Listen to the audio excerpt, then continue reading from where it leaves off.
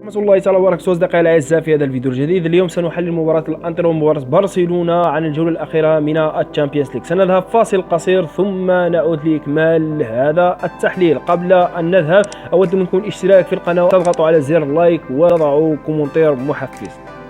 تحياتي، نلتقي بعد الفاصل.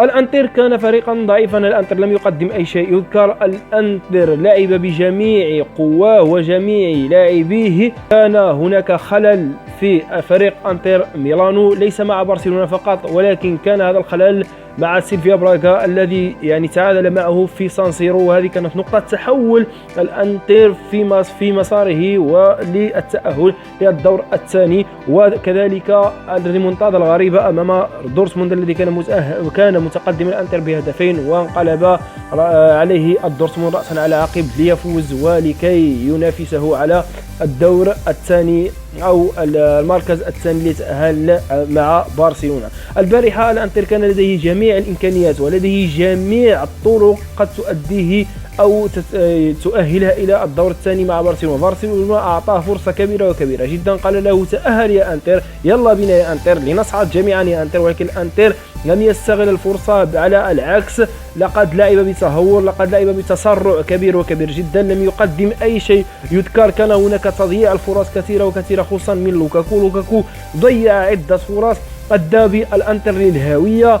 كونتي ليس أو لم يكن لديه الحلول كثيرة، لأن كان لديه في وسط الميدان بعض الإصابات، ولكن هذا لا يغفر له ولا يغفر لفريق الأنتر، لأن برشلونة لاعب بشباب صغار، بشباب لم يتجاوز عمرهم 18 سنة، شباب الأغلبية الشباب الذين كانوا على رقعة الملعب ليس لهم بطاقة الوطنية، فهذا لا يغفر لكونتي. إذا كان مثلا نفترض بأن برشلونة لاعب بنجومه الكبار ميسي، سواريز، ديونغ وبوسكيس وشتيغن إلى غير ذلك، أظن بأن سيكون عذرا لكونتي. هناك نجوم كبار، برشلونة فريق كبير إلى آخره، ولكن عندما يلعب أمامك ببيريز، يلعب أمامك بفاتي حتى الشوط الثاني، يلعب أمامك بنيتو، بعدة شباب صغار السن ليس لديهم خبرة في الشامبيونز ليج، أول فرصة أول مباراة في الشامبيونز ليج، يلعبون بهذه الطاقة الهائلة، يلعبون بهذه الروح القتالية، بهذه الإرادة، بهذه العزيمة،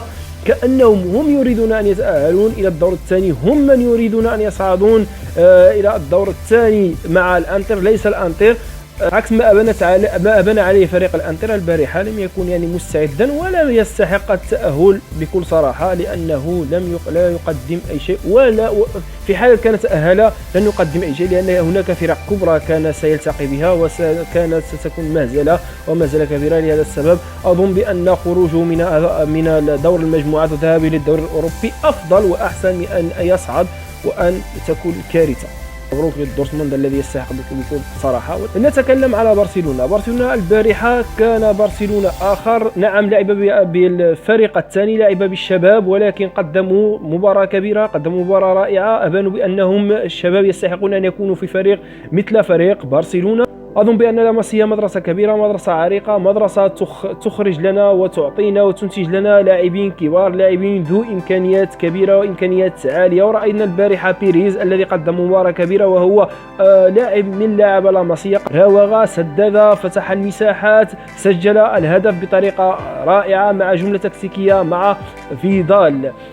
أيضا رأينا فيدال الذي قدم مباراة كبيرة جدا، لاعب مقاتل، لاعب شجاع، لاعب مثابر، لاعب أكشنة، لاعب رائع بكل المقاييس، يستحق أن يكون في فريق برشلونة، يستحق أن يكون على رقعة الميدان في كل مباراة، لأن يعطي إضافة كبيرة جدا في وسط الميدان. راكيتيتش البارحة كان المايسترو، كان هو من يتحكم في إيقاع المباراة بتمريراته بهدوئه في وسط الميدان، كان قائدا ويستحق، أنا في نظري هو قائد على ميسي.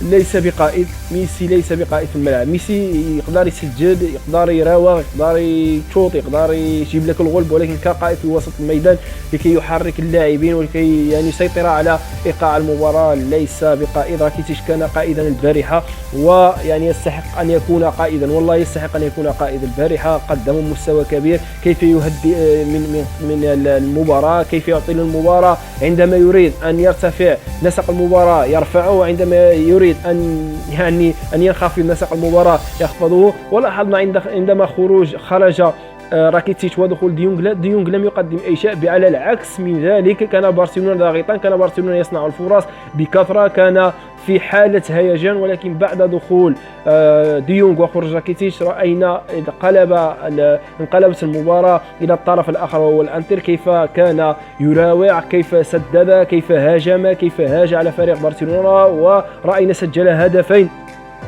بداية التسلل. نعم دخول سواريز أعطى إضافة كبيرة، ونعم لاحظنا هو من أعطى التمريرة لفاتي، وفاتي اللاعب الذي دخل الدقيقة الأخيرة سدد وسجل بهدف رائع وبطريقة رائعة. فاتي الجوهرة السوداء الذي أقول عليه نعم بأن هو ربح لبرشلونة، لاعب صغير السن ولكن في عقليته ناضج، في عقليته كبير، في عقليته لديه عقلية احترافية، لديه عقلية نجومية، لديه عقلية يريد اللاعب لاعب مجتهد، يريد أن يصل، يريد أن يحقق أحلامه خصوصا في برشلونة. من الناحية الدفاعية لونغلي قدم مباراة كبيرة، كان قائد للخط الدفاعي مع بعض اللاعبين الشباب. زيادة على ذلك نيتو الذي قدم مباراة كبيرة، كانت لديه سرعة بديهة، كانت لديه ردة فعل سريعة جدا، أخرج بعض الكرات التي كانت ستقلب الطاولة وكانت ستقلب المباراة رأسا على عقب، ولكن حارس كبير يستحق ذلك المكان.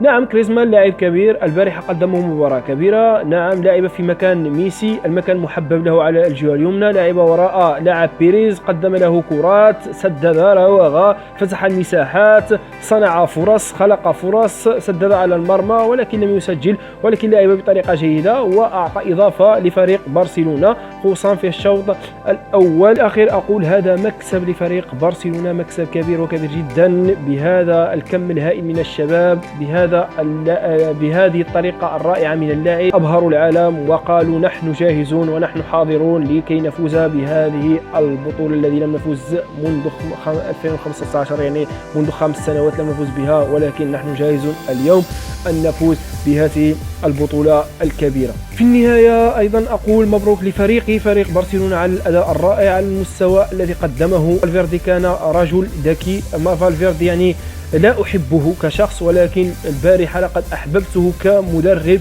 بطريقته الذكية، بإصراره، بتكتيكاته، بفنية اللاعبين، بتعامله مع المباراة. وأقول لكونتي حظ موفق في الدوري الأوروبي، لديك فرصة الدوري الأوروبي كي تفوز به. وهنا أصدقائي أضرب لكم موعد في تحليل آخر في مباراة أخرى إن شاء الله. تحياتي.